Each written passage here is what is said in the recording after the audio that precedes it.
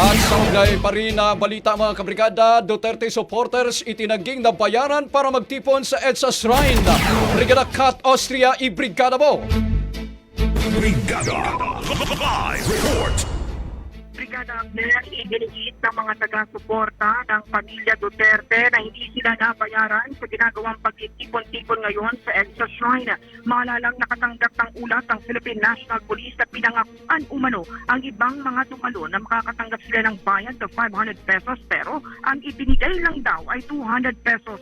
Sa panayam ng Brigada News FM kay Dato Teng Oma, itinanggi niyang nabayaran siya. Huwag din daw maniwala na may perang involved sa kanilang ginagawang pagsuporta lamang sa bise. Sa katunayan ay bumiyahe pa siya mula Cavite para raw ipaabot ang kanyang suporta kay Vice President Sara Duterte. Narito ang ating panayam kay Dato Oma. Ang mga sabi nila, binayaran kami dito. Hindi kami nagbabayad dito. Sarili mga pera namin ng hanggang ako naubusan na ako, wala na akong pera. Ang problema ko pauwi. Oo.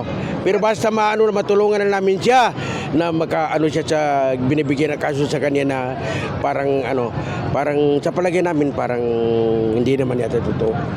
Oh, Diyos na lang po ang balang sa kanya. Yun lang po masabi ko.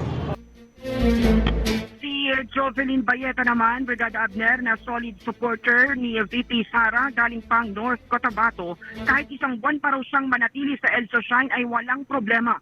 Galing daw ang pera na itinambili niya ng tiket patungong Maynila sa kapatid niyang nasa Egypt. Narito naman ang ating panayam kay Jovelyn Bayeta. Galing po ako North Cotabato, Mindanao po. Bumiyahe po para lang po isa rin ako sa sumusuporta kay Inday Sara Duterte. Hindi po namin inasa. Galing po ang pera na binili namin ng ticket sa kapatid kong nasa Egypt para lang po mapunta kami sa Manila. Ayon sa Philippine National Police, hanggang kaninang umaga, nasa 150 ang kanilang crowd estimate sa Shrine. Wala namang naitalang untoward incident sa pananatili ng mga taga-suporta ng pamilya Duterte. Nabatid na hanggang ngayong araw na lamang, mananatili ang mga ito sa naturang lugar. Is the heart of changing lives. Ito si Brigada Kat Austria ng 105.1 Brigada News FM Manila. The Music News Authority. Bagong Brigada Balita Nationwide.